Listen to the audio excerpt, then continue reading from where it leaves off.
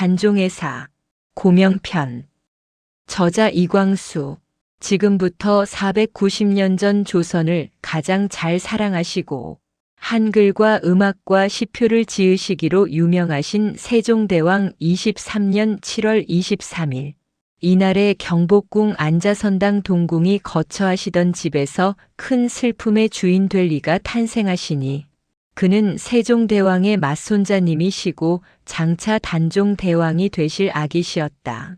아기가 탄생하시기는 진시초였다. 첫가을 아침 별이 경회로 연당에 갓 피는 연꽃에 넘칠 때에 자선당에서는 아기의 첫 울음소리가 난 것이다. 궁녀는 이 기쁜 기별을 일각이 바쁘게 대전마맞게 아뢰 양으로 깁솜에 남치마를 펄펄 날리며 다름질로 경회루로 달려왔다. 이때에 왕께서는 매양하시던 습관으로 지편전에 입적하는 학사들을 데리시고 경회루 밑에서 연꽃을 보시고 계시었다. 이날에 왕을 모신 학사는 신숙주와 성삼문 두 사람이었었다.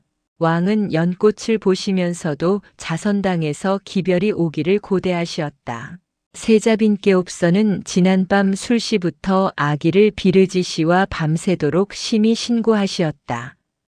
왕께서는 옷을 끄르지 아니하시고 때때로 나인을 보내시와 물으시고 친히 내일을 부르시와 약을 마련하시며 거의 밤을 새이시었다. 두 나인이 달려오는 것을 먼저 보니는 왕이시었다. 아직도 젊은 두 학사는 연꽃 보기와 글짓기에 정신이 팔리어 있었다. 나인들이 가까이 오는 것을 바라보시고 용안에는 근심되는 긴장한 빛이 보였다. 상감마마 세자빈께옵서 시방 순산하시어 계십니다. 하고 앞선 늙은 상궁이 읍하고 허리를 굽힐 때에야 비로소 용안이 풀리시며 웃음이 돌았다. 매우 신고하옵시다가 옥 같으신 아들 아기를 탄생하시옵고는 세자빈께옵서는 곧 잠이 듭시고 아기씨는 자선당이 쩡쩡 울리도록 기운차게 우시옵니다. 왕께서는 원손이 나시었다는 기별에 매우 만족하시와 용안에 웃음이 가득하시어 두 학사를 돌아보시며 이해의 경사가 많구나. 종서가 육진을 진정하고 돌아오고 또 왼손이 났으니 이런 경사가 또 있느냐. 막비 성덕이시옵니다. 하고 숙주 삼문이 허리를 굽힌다. 내 몸에 무슨 덕이 있을꼬. 막비 조종의 성덕이시라. 하늘이 큰 복을 이 나라에 내리심이로다. 이봐라. 그래 아기가 크더냐? 네 크옵시오. 하고 한 상궁이 아뢰니 다른 상궁이 간 납신 아기로 배웁기 어렵sap고 몸이 크옵심이나 울음소리 웅장하옵심이나 3~7일은 진엽신 듯 하옵니다. 왕께서는 만족하신 듯이 고개를 끄덕이더니 두 학자를 돌보시며 어떠할꼬? 오늘로 국내에 대사를 내리어 팔도 죄수를 다 놓아주려 하나 어떠할꼬? 법도에 어그러짐이나 없을까? 하심은 혹시나 그릇됨이 있을까 삼가시는 성인의 뜻이시다. 신숙주가 나서며 대사를 내리심은 하해 같은 성은이시니 어찌 법도에 어그러짐이 있사오리까. 또 국가의 원자원손이 나옵시면 죄인을 대사하옵고 환과 고독을 진율하옵심은 열성조의 유범이신 줄로 아뢰오. 한즉 왕은 다시 성삼문을 보신다. 무슨 다른 의견이 있는가 하심이다. 삼문도 왕의 뜻을 살피고 국궁하며 하해 같으신 성은으로 대사를 내리시옵고 환과 고독을 진율하옵심이 지당하온 줄로 아뢰오. 안다. 왕은 두 학사의 말이 일치함을 기꺼하시어 고개를 끄덕이시었다. 왕은 오늘 조회에 어떤 모양으로 여러 신하의 할애를 받고 어떤 모양으로 팔도 죄수에게 일제히 대사령을 내리실 것을 생각하시면서 새로운 기쁨을 가지시고 연당 가으로 옥포를 옮기신다. 수은 같은 이슬 방울을 얹고 밝은 가을 물 위에 뜬 연잎과 금시의 아침. 하늘에서 내려온 듯한 우뚝우뚝한 향기로운 분홍꽃, 다 핀 꽃, 덜 핀 꽃 있다가 필봉오리 이따금 꿈틀꿈틀 물결 일으키는 물고기, 늙은 솥나무와 무성한 나무숲 사이로 불어오는 첫가을 아침나절의 서늘한 바람, 그것에 날려오는 새소리. 연당 가으로 걸어 돌아가는 대로 눈에 뜨이는 중남산, 인왕산, 백악. 파랗게 맑은 하늘에 활짝 날아오를 듯한 근정전의 가초 끝. 어느 것이나 태평성대의 기쁨을 아뢰지 아니함이 없었다. 게다가 보산이 겨우 45세밖에 아니. 되신영기와 총명이 겸비한 임금과 그를 모신 27, 8세 되는 충성 있고 재주 있는 두 신하. 왕은 문득 거니시던 발을 멈추신다. 두 학사는 무슨 말씀이 계실 것을 살피고 왕의 좌우로 한 걸음쯤 뒤떨어지어 선다. 왕은 몸을 돌리어 두 학사를 이윽히 바라보시더니 경들에게 어린 손자를 부탁한다. 나를 섬기던 너의 충성으로 이 어린 손자를 섬겨 다고 하신다. 그 어성은 심히 무겁고도 슬픈 빛을 띠었다. 왕의 두 눈에는 눈물까지 빛나는 듯 하였다.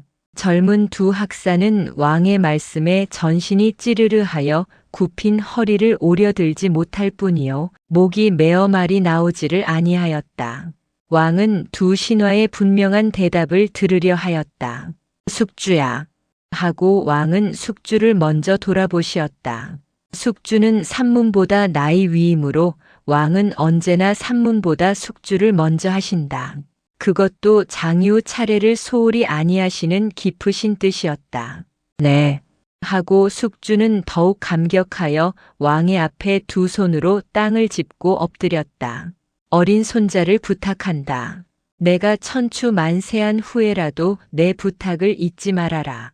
숙주는 이 말을 조아리며 상감마마. 성상을 섬기옵고 남는 목숨이 있사옵거던 100번 고쳐.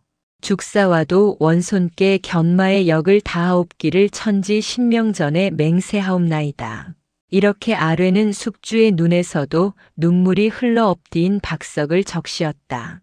왕은 다시 산문을 향하여 같은 부탁을 하시니 산문은 다만 땅에 엎드려 느껴올 따름이요 대답이 없다. 왕은 두 학사의 충성된 맹세를 들으시고 만족하시나 용안에는 추연한 빛이 맺히어 풀리지를 아니하였다.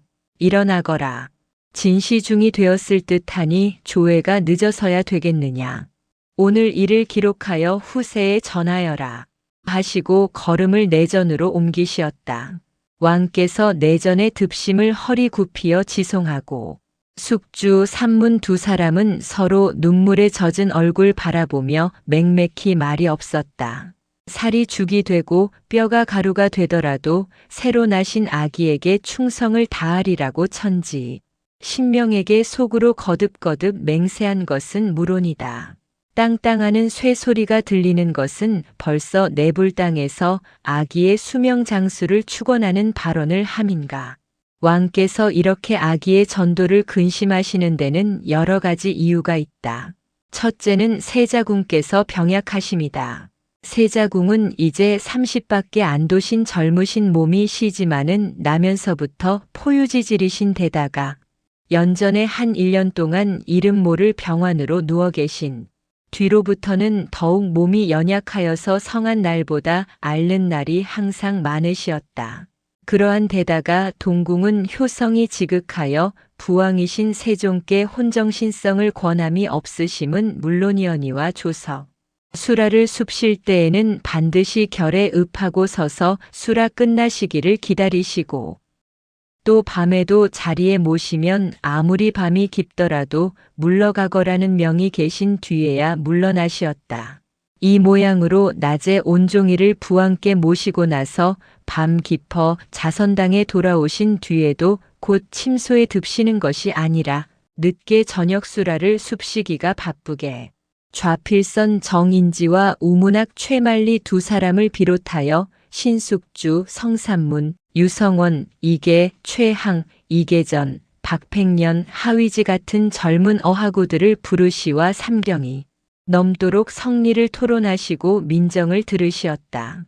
그 중에 정인지는 스승으로 신숙주, 성삼문은 벗으로 가장 경애하시와 오경이 되도록 붙드신 일이 가끔이었다. 이러한 일이 모두 세자의 건강을 해한 것은 물론이다. 세자께서 형제에 대하여 우애지경이 지극하심도 내에 다 감격의 눈물을 흘리던 바다.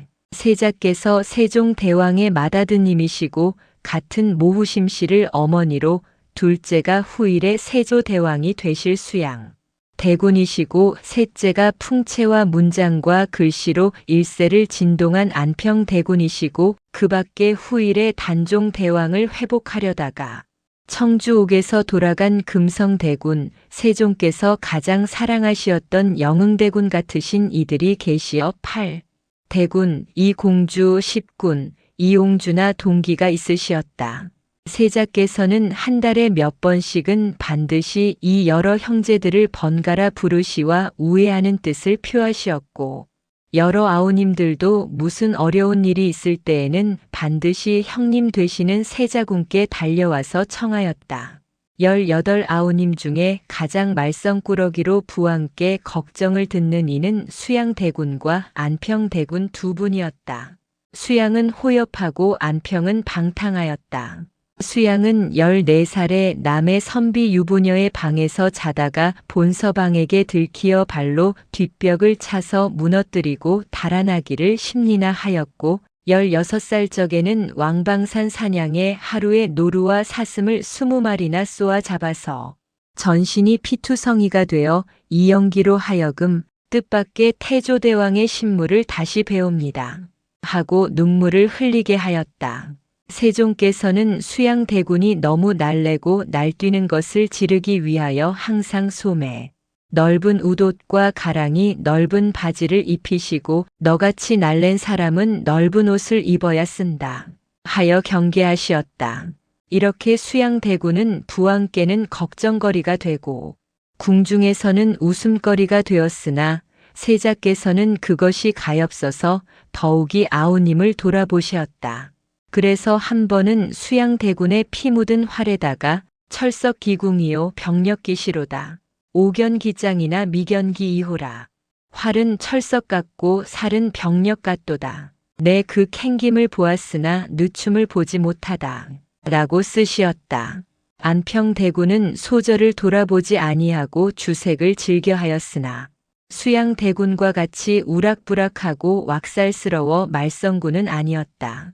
다만 세상이 무해라거나 나는 술이나 마시련다 하는 태도였었다. 그렇지만은 안평대군에게도 숨길 수 없는 영웅의 기상이 있는 것은 말할 수 없었다. 그 밖에 금성대군은 사리에 밝고 의리가 있고 영웅대군은 얌전하고 이 모양으로 8분 대군이 모두 한 가지 특색을 가지시었다. 그러나 이 여러 가지 성미를 가진 아우님들을 한결같은 우애로 사랑하시는 세자에게는 성인의 도량과 인자함이 있으시었다. 이러한 모든 사정을 생각할 때에 세종께서 아기의 전도를 염려하심은 당연하다고 하지 아니할 수 없다. 세종께서 세자를 사랑하시고 아끼는 이만큼 세자의 병약하심이 더욱 가슴에 찔렸고 남이 생각하는 것보다 더욱 세자의 수명이 얼마 남지 아니한 것 같이 생각히었다. 아드님 8형제 중에서 다른 아드님 다 건장하신 중에 세자 한 분이 가장 어지시면서 병약하심이 아버지의 마음에 더욱 애처로웠다. 게다가 세자께서는 30이 되시도록 자녀간 세육됨이 없었다. 휘빈 김씨와 순빈 봉씨가 다 생산이 없이 폐암을 당하고 지금 아기를 낳으신 현덕 빈권씨 도 14살의 양제로 동궁에 들어와 5년 전에 양원으로 봉함이 되어 처음으로 잉태하심의 세자빈의 봉함을 받아 경혜공주를 낳으시고는 5살 터울로 이제 원손을 낳으시니 세자의 기쁨인들 어떠하며 세자빈의 기쁨이야 더욱 말할 것도 없지만은 세자를 애처롭게 생각하시는 왕께서 기뻐하심이 결코 심상할 것이 아니다.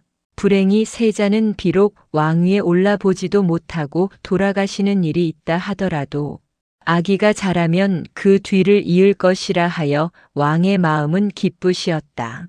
그러나 위에 말한 바와 같이 수양대군, 안평대군 이하 7대군이 강성하여 하고 일컫는 여러 대군들이 있고 그 중에도 수양대군 같은 패기 만만한 이가 있으니 천석의 말과 같이 장차 형님 되시는 세자를 극하려는 기미도 있거든. 하물며 세자마저 돌아가시고 어린 아기가 등극하시게 되면 필시 무슨 불길한 사단이 있을 것은 누구나 상상하기 어렵지 아니한 일일 뿐더러 더구나 이 아드님 저 아드님의 성미와 장처 단처를 잘 아시는 명철하신 부왕의 마음이시랴.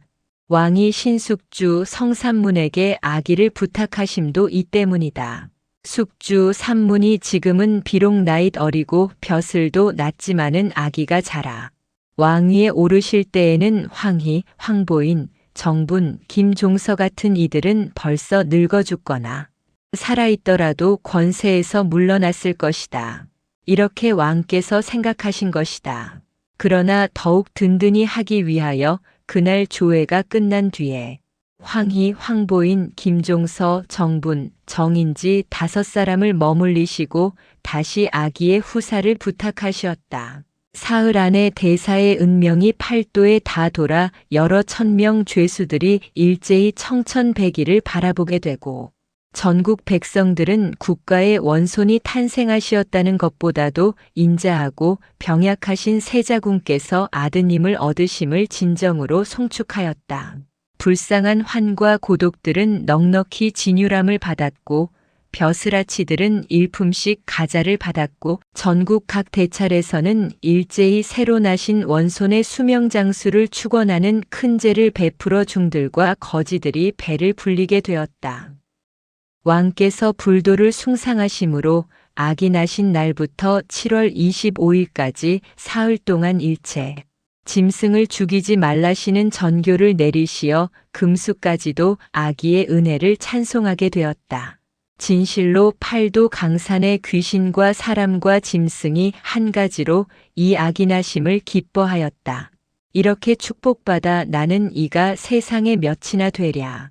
그러하건만은 아기에게는 벌써부터 슬픔이 오기 시작하였다.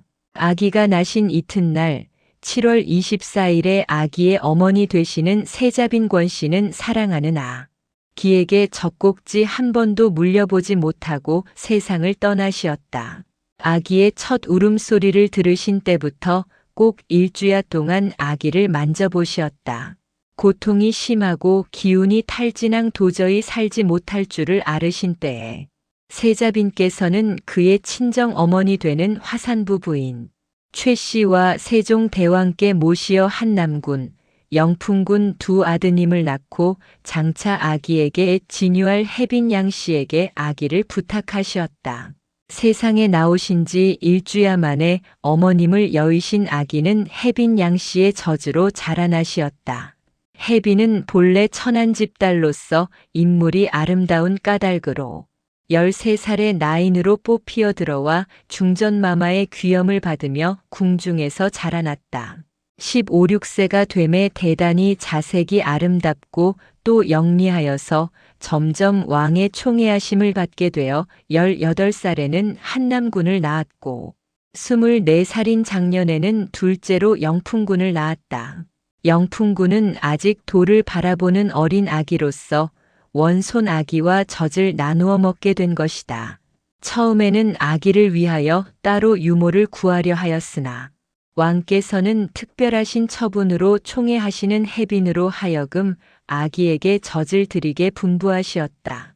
혜빈도 세자군과 동갑일 뿐 아니라 혜빈이 지체가 낮다 하여 권례에서 항상 휘둘려 지낼 때에 세자빈께서는 부왕이 사랑하시는 서모로 정답게 대접하시었음을 매양 감격하게 여기던 차라.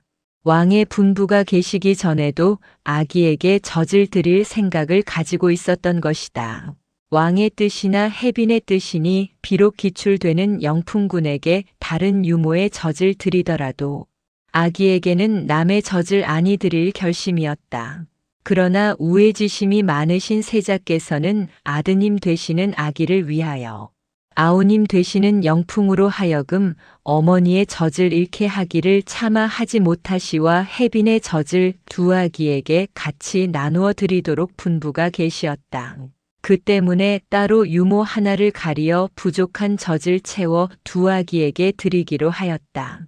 이렇게 되매 혜빈은 한 달이면 20일은 동궁인 자선당에 거처하게 되었다. 그래서 아기는 마치 혜빈의 친아들과 같은 사랑을 받고 길러고서 삼촌 되는 영풍군과 아기와는 마치 쌍둥이와 같았다.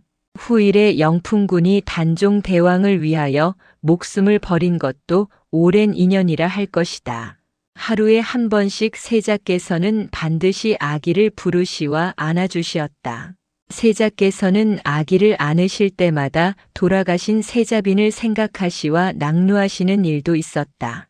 세자께서 아기를 불러 안으실 때에는 반드시 영풍군도 안아주시고 그 귀해하심이 조금도 차별이 없으신 듯 하였다. 5살 되는 경의 아기는 반은 동궁에 있고 반은 외조모 최 씨를 따라 있었다. 최 씨는 외마님인 세자빈이 국모라는 존칭도 못 받아보고 한창 살 나이에 돌아가신 것을 슬퍼하여 아직 60도 다 못 되었건만은 갑자기 눈이 어두워질 지경이었다. 부인은 늦어도 열흘에 한 번씩은 권례에 들어와 외손자 되시는 어린 아기를 안고는 눈물을 흘렸다. 이것이 세자의 특별한 주선인 것은 물론이다. 눈모습이 하고는 말이 맞지 못하여 목이 메었다. 아기의 눈모습이 천연 그 어머니 되시는 세자빈 권씨였다. 그러나 이 아기가 자라시면 장차 세자궁이 되시고 상감마마가 되실 것을 생각하면 슬픈 중에도 희망과 기쁨이 있었다. 그렇지만 내가 웬견이 아기 상감님 되시는 것을 보고 죽으리 하고 부인은 입 밖에 말을 내지는 못하나 아기를 대할 때마다 늘 혼자 한숨을 쉬었다. 17년 후에 자기도 이 외손자 때문에 참혹한 죽음을 당한 것은 뜻도 못하였을 것이다. 어머니를 여윈 아기와 그 단 한 분 동기되는 누님, 경의 아기는 남달리 인자하신 아버지와 늙은 외조모와 혜빈 양씨의 사랑 속에 또 조부님 되시는 왕의 특별하신 자애 속에서 모락모락 자랐다. 37일, 100일 다 지내시와 아바마마께 안기실 때에는 그 기르신 수염을 잡아뜯게 되시었다. 이렇게 아기가 목을 가누고 사람을 알아보게 되신 때부터 세종대왕께서는 가끔 아기를 데려오라 하시와 몸소 품에 안으시고 대궐들로 거니시기를 자주 하시었다. 한 번은 아기를 안으신 채로 지편전으로 행차하시었더니 마침 입직하던 신숙주와 성산문이 버선발로 뛰어나와 지영하는 것을 보시고 이해를 부탁한다. 고 한 번 다시 말씀하시었다. 두 사람은 지난해 경회로 하교를 생각하고 황송하여 땅에 엎드려 눈물을 흘리었다. 어느덧 12년이 지났다. 아기가 자라나시어 왕세손이 되시고 왕세자가 되시었다가 임신 5월 14일에 등극하시와 왕이 되시니 이 양반이 이 슬픈 이야기의 주인공이 되시는 단종대왕이시다. 그렇게 조선을 위하여 큰일을 많이 하신 세종대왕께서 경오년 2월에 승하하신 지 3년이 지나서 지난 2월에 대상이 지나고 그 후 석 달이 못 되어 임신 5월 14일에 우리가 지금껏 세자라고 불러오던 문종대왕께서 승하시어 이게 12살 되시는 아기께서 왕위에 앉으신 것이다. 5년 내에 연에 3번 국상이 나고 어리신 임금이 등극하시니 국내는 슬픔과 근심에 찼다. 장차 큰 폭풍우가 오려는 천지와 같이 조선 팔도는 암담한 구름에 쌓였다. 처음 세종대왕께서 승하심의 세자께서는 부왕의 영구 앞에서 왕위에 오르시었다. 왕께선 애통하시는 양은 진실로 차마 배울 수 없었다. 때는 2월이라 중춘절후라 할만하건만은 그에 따라 늦추위가 심하여서 세종께서 승하신 때에는 풀리었던 한강이 다시 붙을 지경이었다. 그러하건만은 왕께서는 병약하신 옥체도 돌아보지 아니하시고 잠시도 여막을 떠나심이 없으시었다. 아무리 신하들이 추운 동안 방에 듭시기를 청하여도 왕은 우시고 듣지 아니하시었다. 본래 병약하신 몸인데다가 지난 1년 동안 등에 큰 종처를 앓으시와 아직 합차이 덜 된 몸이시니 가까운 신하들이 염려함은 물론이거니와 누구나 이 일을 아는 이는 인자하시고 병약하시고 효성이 출천하신 왕을 위하여 근심하지 아니할 수 없었다. 세종대왕께서도 50이 가까우시며부터 매양 옥체 미명하신 날이 많으시와 승하시기 6년 전 을축년부터는 세자께 참결 서무하랍신 하교가 계시어 이래 6년간 세자께서는 부왕을 대리하시와 군국 대사를 참결하시었다. 이렇게 낮에 종일 정사를 보시고도 밤이면 부왕의 곁을 모시어 시탕의 정성을 다하시었다. 밤이 늦더라도 왕께서 두세 번 물러나라시는 분부가 계시기 전에는 물러나시는 일이 없으시었다. 더구나 세종께서 승하시기 전 두어 달 동안은 세자께서는 거의 하루도 옷을 끄르고 편안히 쉬신 적이 없으시었다. 이리하여 왕이 되신 뒤에도 첫째는 혼전에 모시기에, 둘째는 만기를 친제하시기에, 셋째는 학문을 연구하시고 민정을 살피시기에 잠시도 한가하신 적이 없으시었다. 그렇게 병약하신 몸으로 그렇게 번극하게 일을 보시니 건강은 갈수록 더욱 쇠약하실 수밖에 없었다. 그래서 판서 민신 같은 이는 간일시사를 주장하였다. 자세히 말하면 왕께서 하루는 쉬시고 하루는 정사를 보시게 하자는 뜻이다. 당시 영의정이던 황희도 민신의 뜻에 찬성하였고 다른 노신들도 왕을 사랑하는 진정으로 속으로는 민신의 말에 찬성하였다. 그래서 가끔 왕께 간일시사하시고 이양정신하시기를 간하였으나 왕은 임금이 게으르면 천년을 사들 무엇하리. 부지런히 정성을 다하면 1년만 살아도 족하다. 하시고 듣지 아니하시었다. 게다가 정인지 일파는 임금이 정사를 게을리하심은 나라를 망하게 하는 일이라 하여 민신 일파의 의견에 반대하였다. 일이 되면 기운 없는 늙은이들은 성인의 뜻을 내세우는 정인지 일파의 의견을 반대하고 기어코 왕을 휴회하시게 할 용기가 없었다. 이래서 왕께서는 부왕의 거상을 다 벗자마자 그렇게도 지극히 사모하시던 부왕의 뒤를 따르시게 된 것이다. 이를테면 하늘이 왕의 효성을 보사 3년상을 마칠 수명을 왕에게 허하신 것이다. 현덕왕 후승하신 뒤로 10년이 넘도록 문종대왕은 다시 왕후를 책봉하신 일이 없으시고 지존의 몸으로 혼자 계시었다. 세종대왕 승하 전에 세종께서도 세자비 책립에 대하여 근심이 계시었으나 세자께서 장남하실 뿐더러 덕이 높으심을 아심으로 굳이 혼인을 하시도록 명하심도 없으시었고 혹 근신이 그러한 뜻을 여쭈오면 왕은 남녀와 음식은 사람의 욕심 중에 가장 큰 것이지만은 나같이 병약한 사람은 그것이 다 긴치 않으이 하고 웃으실 뿐이었다. 왕은 두 분 아기 세자와 경의 공주를 지극히 사랑하시었다.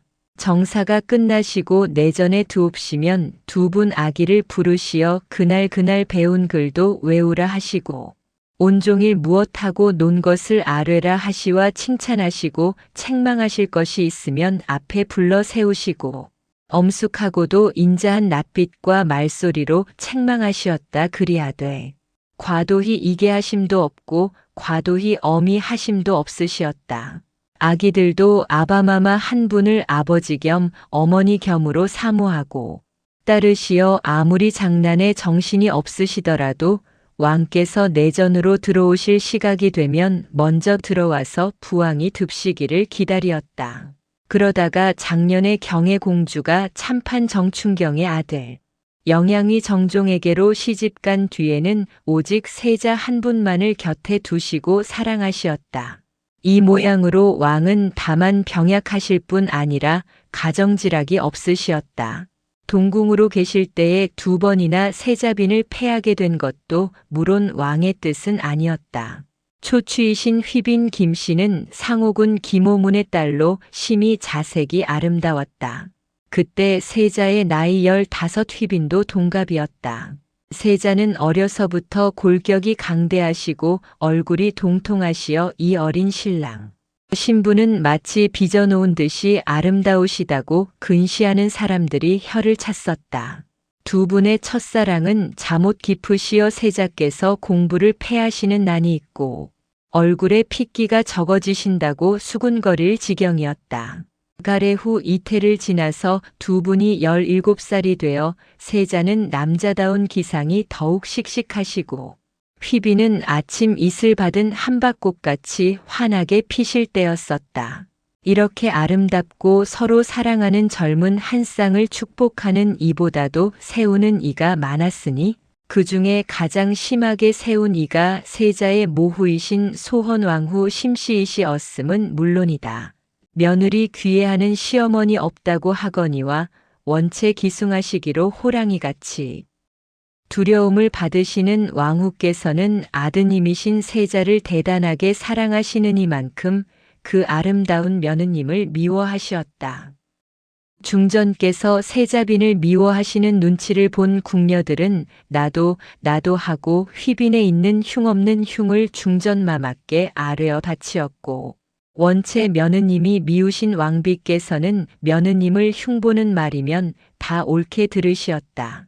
문종, 세조 2분 대왕과 그에 지지 않는 안평대군, 금성대군 같으신 영거를 낳으신 그가 결코 범상한 아낙네가 아닐 것은 물론이요. 동방의 요순이라고 부르는 세종대왕을 도우실 만할진된 덕으로도 부족하시지. 아니하련만은 휘빈을 미워하실 때에는 오직 시기뿐인 범상한 아낙네시였다. 마침내 자선당에서 요기로운 것을 찾았다. 김씨가 이것으로 세자를 혹하게 하였다 하여 어떤 물건을 휘빈 방에서 집어다가 중전께 바친 궁녀가 있었다. 이것이 휘빈이 18살적 일인데 그것이 이유가 되어 휘빈은 폐암이 되었다. 휘빈이 세자를 호리기에 썼다는 요물이란 것은 부적이었다. 이 부적을 한 장은 몸에 지니고 한 장은 남편의 옷 속에 넣고 한 장은 내외가 자는 방바닥에 감추고 한 장은 땅 속에 묻고 한 장은 불에 살라 하늘로 올려보내면 남편의 마음이 그 아내에게 혹하여 다른 계집에게로 가게를 못하는 것이라고 궁중에 출입하는 어떤 늙은 승이 중전마마께 설명을 하였다. 이러한 요기로운 부적이 휘빈의 방에서 드러났다 하여 궁중은 간 곳마다 수군거리고 휘빈에게 대한 흠담은 더욱 많아지어 그 말을 다 듣고 보면 휘빈은 마치 세상에 무서운 요물인 듯 하였고 어떤 간사한 궁녀는 휘빈이 구미호의 화신이어서 밤이면은 어디를 나간 다가는 이슬에 폭 젖어서 들어오는 것을 보았다는 연까지도 있었다. 마침내 세종께서는 중전마마와 자리를 같이 하시와 며느님인 휘빈을 부르시와 전후 심화를 물었다. 여러 날 괴로움에 잠을 이루지 못하여 초회한 세자빈의 모양은 참으로 가련하였다. 시아버님 되시는 왕께서는 본래 휘빈을 귀해하시던 터이라 마음에 측은히 여기시어 이 소문이 사실이 아니기를 바라시었다. 아가 듣거라. 내가 요기로운 부적을 몸에 지녔다 하니 그런 일이 있느냐. 만일 그렇다 하면 그것은 용서할 수 없는 큰 죄로다. 필부의 집에서도 궤변이라 하려던 후일에 일국의 국모가 될 자리에 있어서 말이 되느냐. 고래로 이런 일은 애매한 누명을 쓰는 수가 많은 것이니 내 바른 대로 아뢰어라. 하고 마음에 느끼시는 자의 지정을 억제하시고 가장 엄숙하게 말씀하시었다. 만일 왕께서 휘빈을 특별한 자애가 없으시면 이만한 일이면 휘빈은 대궐 마당에서 무서운 국문을 피하지 못하였을 것이다. 그리 되면 좌우에 많은 사람들이 늘어서서 그 부끄럽고 욕됨이 비할 데 없을 것이다. 이번에는 중전과 궁녀들은 물론이언니와 승정원 사헌부 사간원의 말썽 좋아하는 신하들도 세자빈을 엄하게 국문할 것을 주장한 것이다. 휘빈은 부왕의 물으심에 대하여 다만 느껴올 뿐이더니 겨우 정신을 수습하여 한번 일어 절하고 들릴 락말락 가늘고 떨리는 소리로 상감마마 모두 미천한 소신이 덕이 없는 탓이옵니다. 이 말에 중전이 펄쩍 뛰며 그래 내가 애매하단 말이냐. 상감께 없어 인자하신 것을 믿고 그렇게나 말씀 살해서 내 죄를 면해보려고 천지 신명이 다 아시고 미워하시려든 하고 독한 눈매로 마루 위에 엎드린 휘빈을 노려보았다. 왕은 중전의 성나신 양을 보시고 잠깐 양미간을 찡그리시더니 듣거라. 말 한마디에 내 목숨이 달렸으니 분명히 대답을 하여라. 내 방에서 요기로운 부적이 나왔다 하니 그것이 진실로 내가 지녔던 것이냐 아주 모르는 것이냐. 휘빈은 입술을 물어 울음을 참고 이윽히 생각하더니 잠깐 눈물 어린 눈을 들어 중전을 우러러 보고 신명을 그일지언정 어찌 상감마마를 그일이 있다. 부적은 몸에 지닌 적이 없사옵고 그것이 무엇인지 한 번 본 적도 없사옵니다. 하고 느껴 울었다. 이 말에 중전은 뛰어 일어서서 분을 이기지 못하는 듯이 펄펄 뛰며 오 요망한 것이 이제는 나를 잡으려 드는구나. 내가 너를 해하려고 이 일을 꾸며 내었다는 말이로구나. 상감께서 밝히 살피시오. 하고 얼굴이 파랗게 질리고 사내바람이 나서 부르르 뛰신다. 왕은 부적을 찾았다는 궁녀를 불러 세자빈과 대지를 시키려 하였으나 세자빈은 다시는 입을 열지 아니하고 울지도 아니하였다. 일이 이렇게 되면 도리어 벗어나지 못할 줄을 알았던 것이다. 그러나 휘빈의 이 태도는 부왕은 무론이언이와 세상 사람의 동정을 끌어서 중전의 비위를 맞추려는 간사한 무리들을 제하고는 대개는 휘빈의 애매함을 불쌍히 여기었다. 그때 세자는 세자빈을 사랑하시는 정이 더욱 깊으시었으나 18살 되신 세자로는 어찌할 도리도 없었다. 아버지 되시는 왕의 특별하신 처분으로 국문을 당하기를 면하고 휘빈은 영광스러운 세자빈의 지위에서 쫓겨나한 죄인 김씨가 되어 한 깊은 눈물을 뿌리고 그날 밤이 들기를 기다려 겨우 시녀 2사람을 데리고 궁녀 타는 가마에 앉아 말없는 무리의 손가락질을 받으며 건춘문을 나서 삼청동 아버지의 집으로 돌아왔다. 그날의 친정에서도 곡성이 진동한 것을 말할 것도 없다. 휘빈이 폐암이 되어 동궁에서 쫓겨나감으로부터 세자는 며칠 동안 침식을 패하시고 휘빈을 생각하시었다. 그러나 모래 위에 엎지른 물은 다시 담을 길이 없었다. 이 일이 있은 뒤로 그렇게 쾌활하시던 세자의 용모와 태도에는 침울한 빛이 돌게 되고 매사에 비감하고 상심하시는 일이 많게 되었다. 그 뒤의 뜻을 나라 다스리는 큰일에 두시었으나 이 인생의 첫 비극에 쓰린 기억은 세자의 일생을 어둡게 하였다. 휘빈이 폐암이 된 뒤에 곧 다시 간택이 계시어 종부사 소운복녀의 딸과 둘째 번 가래를 이루시니 이이가 순빈이시다. 순빈은 중전의 영지로 고르신 제색이 아름답지 아니한 어른이었다. 얼굴만 수수한 것이 아니라 마음도 영리하다 하기보다는 어리석한 편이었다. 아름답고 재주 있는 휘빈에게 대이신 까닭이다. 순빈 봉씨는 아무 일이 없이 무사히 지내기는 하였으나 세자빈으로 계신 지 8년 동안에 한 번도 성태함이 없으니 이것이 큰 걱정이었다. 그래서 중전께서는 여러 번 근시하는 사람들을 시키시어 세자께 후사를 구하심이 마땅하단 말씀을 사뢰고 세자빈이 성태를 못하시니 다른 여자를 가까이 하실 것을 권하며 여러 번 자색 있는 라인을 거천하였다. 그러나 세자는 원래 여색에 마음이 적으신 데다가 정실밖에 다른 여자를 가까이 함이 가도를 어지럽게 하는 것이라 하여 이러한 꾀임에 웅하지 아니하시었다. 마침내 중전께서는 참다 못하여 직접 세자를 부르시와 속히 다른 여자를 들이어 후사를 얻으시기를 권하실 때에 그 간절하심이 명령이나 다름이 없었다. 동궁은 내 말도 아니 들으려나? 하실 때에는 효성이 깊으신 세자는 더 거역할 도리가 없으시었다. 중전의 근심하심도 결코 무리한 일은 아니다. 사삿집에서도 아들이 30을 바라보도록 손자를 못 보면 근심이 되려는 하물며 왕가이랴. 더구나 세종대왕께서 항상 미령하신 때가 많으시니 언제 세자께서 즉위하실는지 미리 헤아릴 수 없는 일이다. 세자께서 즉위하시어 왕이 되시면 다시 세자를 책림하시어야 할 것이니 그렇지 아니하면 궁중에 항상 불안이 있는 것이다. 언제 어떠한 음모가 일어나 어떠한 상서롭지 못한 사단이 있을는지도 모르는 것이다. 이 때문에 세자빈이 신순빈께서 생산을 못하심은 다만 중전마마의 걱정이 될 뿐더러 대전께서도 근심하시는 바가 되었다. 말하자면 내외분이 걱정하신 결과로 중전께서 동궁께 재촉하시는 것이다.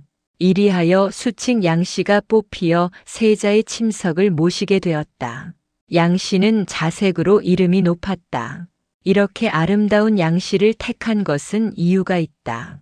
순빈이 너무도 자색이 없으시기 때문에 세자께서 예전 휘빈 때 모양으로 그 방에 듭시는 일이 드물다는 까닭이다.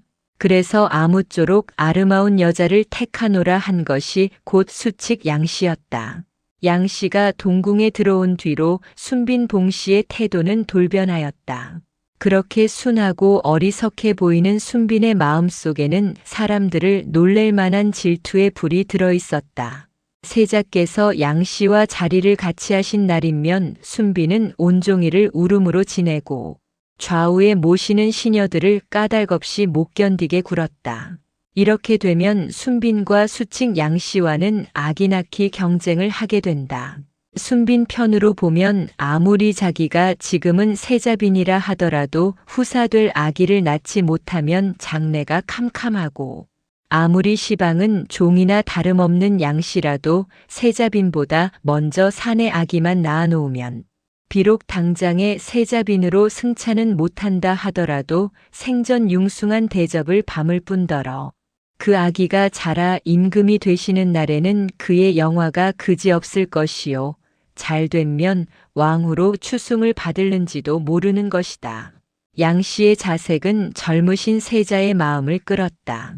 아무리 남녀의 단박하신 세자께서도 품속에 들어온 어리고 아리따운 양씨를 떠밀어 내일 아무 까닭도 없었다.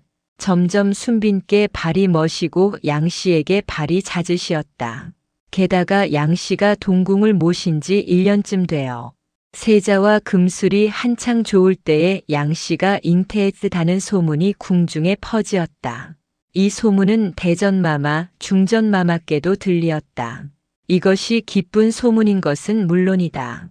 양씨가 입맛이 제치고 머리가 아프고 구역을 하여 눕게 된 때 상감께서는 친히 내일을 명하시와 태모에 좋은 약을 쓰게 하시고 중전마마께서는 하루 2번씩 궁녀를 동궁으로 보내 시와 보약을 다리게 하고 양씨에게 여러 가지로 고마우신 말씀을 내리시었다.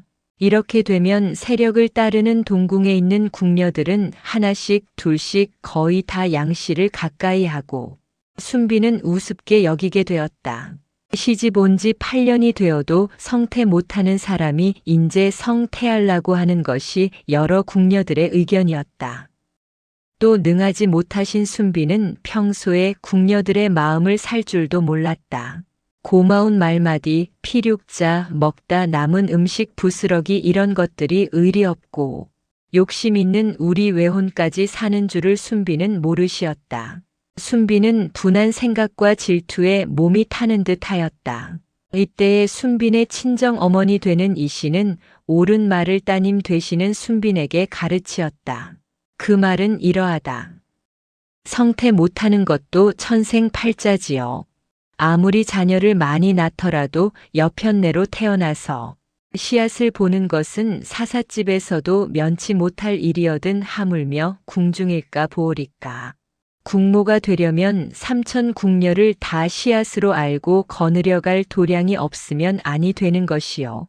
질투는 사삿집에서도 칠거지하게 돌거든 하물며 궁중이오리요. 질투하는 빛이 드러나기만 하면 실덕이라 하여 물러날 것이니 애시에 그러한 빛도 보이지 마시오. 여편네로 태어났으면 참는 것이 일생으로 아시오. 이렇게 우는 딸을 간곡히 권하고 나중에는 양씨에게 날마다 사람을 보내어 물어보고 이따금 만나는 음식도 만들어서 보내되 어머니가 딸에게 하듯 하시오. 그러하면 인자하신 세자께서 그 덕에 감동하시와 정을 물리실 것이요. 대전 중전께 없어도 칭찬하실 것이니 이러하면 비록 일생에 잉태하지 못하더라도 그 지위가 위태하지 아니하오리다. 고까지 하였다. 그러나 순비는 이 말대로 실행할 만만 능력이 없었고 게다가 순빈의 비위를 맞추어 꾀이는 사람이 있었다. 어머니의 지혜로운 계책보다도 간사한 꾀임이 질투로 흐린 순빈의 마음에 잘 들어왔다. 간사한 꾀임이라 함은 궁녀 수규홍 씨의 꾀임이다. 홍 씨는 얼굴이 아름답기로 남도 알아주었지니와 저도 믿었다. 15살에 궁녀로 들어와서부터 동궁에 있었다. 그가 궁중에 들어올 적에 그의 부모 아비는 늙은 별감이다와 이 옷은 다 얼마 아니하여 반드시 영화를 누리리라고 믿었다. 홍 씨가 집에서 자라날 때에 그를 보는 사람이야 누구나 그의 아름다움을 칭찬하지 아니하였을까.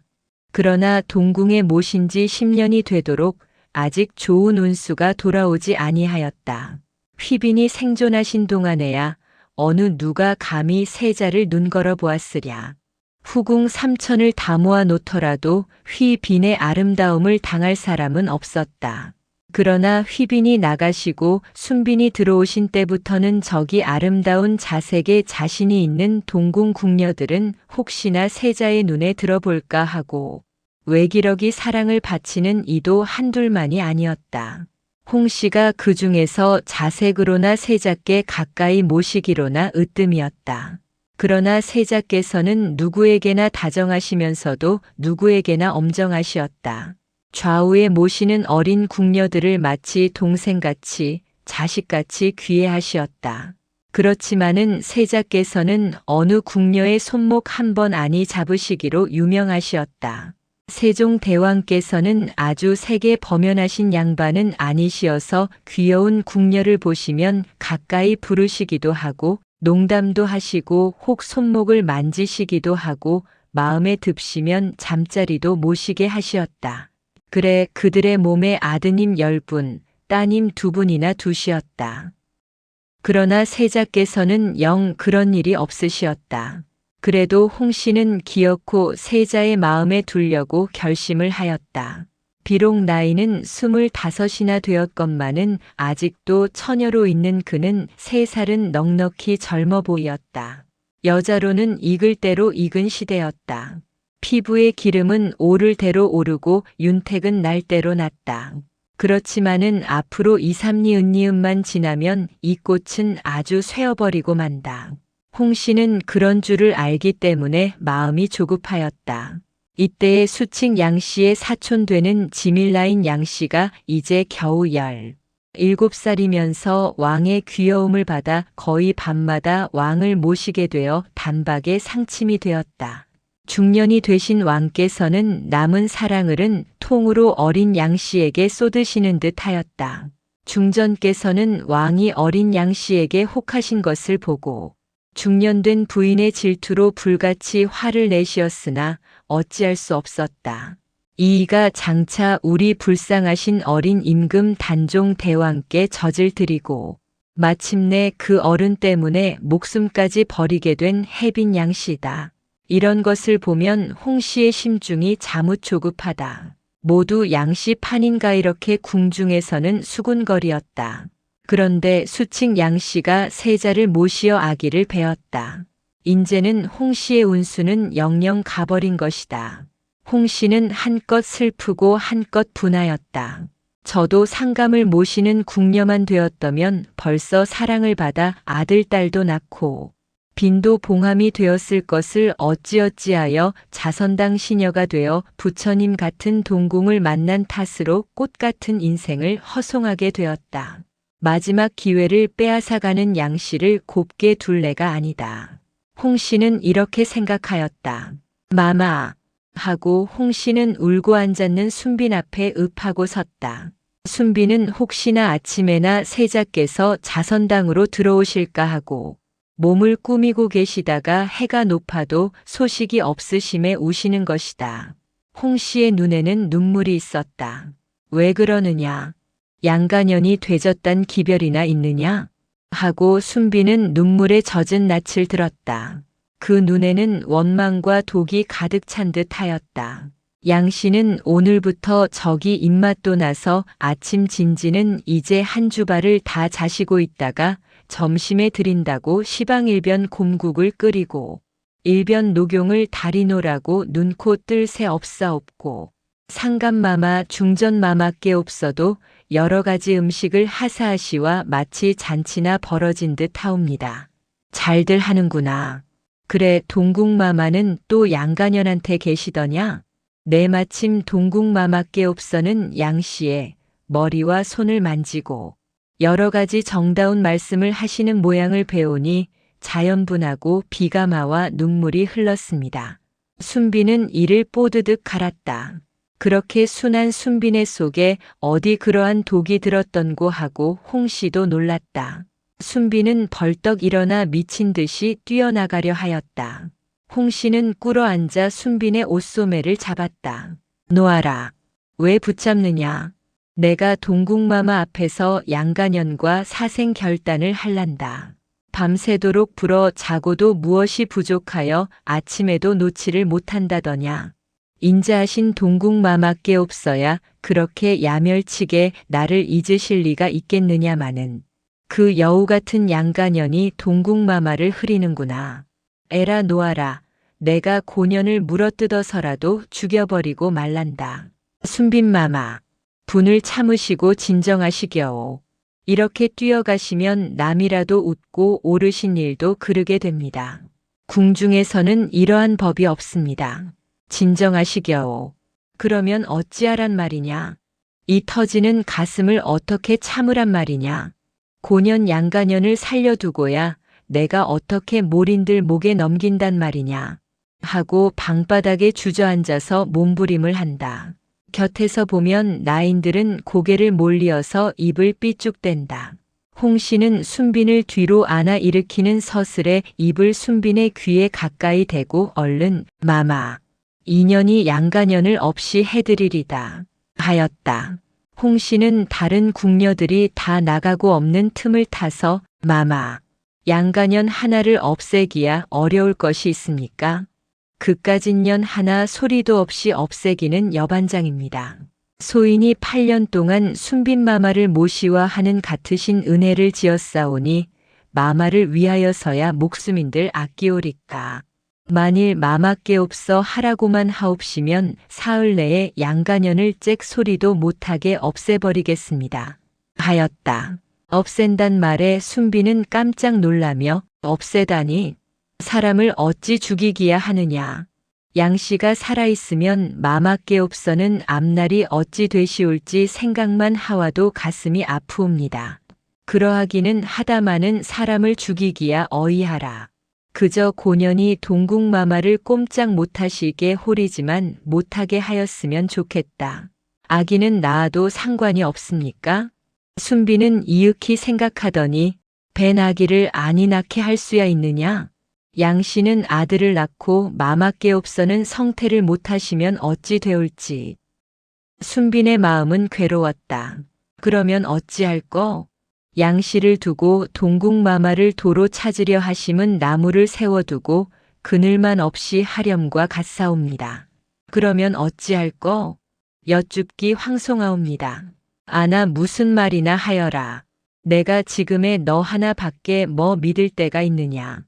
동국마마는 양간년한테 홀리시어 저 모양이시고 중전마마께 없어는 인제는 나를 돌보아 주시지 아니하시는 모양이시고 내가 누구를 믿으랴. 아무런 말이라도 하여라. 나를 살려주려무나. 홍 씨는 일어나 옆방과 좌우를 둘러보고 순빈 곁으로 가까이 와서 입을 순빈의 귀에 대고 한 범을 잡는 것과 두 빈을 잡는 것과 어느 것이 쉬웁니까? 하나 잡는 것이 쉽지. 그와 같습니다. 하고 홍 씨는 뜻있게 웃었다. 순빈은 그래도 못 알아듣고 그와 같다니? 하고 눈이 둥그렇다. 양씨 속에 듭신 아기가 납시면 마마 편이 되리까. 양씨 편이 되리까. 양씨 편이 되지. 하고 그제야 홍 씨의 말을 알아들은 듯이 순빈은 입맛을 다시고 고개를 끄덕이었다. 홍 씨는 그리 힘들이지 아니하고 비상 한 봉지를 구하였다. 이런 무서운 약을 구하기는 심히 어려운 것 같지만은 궁중에서 살아가는 여자로는 다 길이 있었다.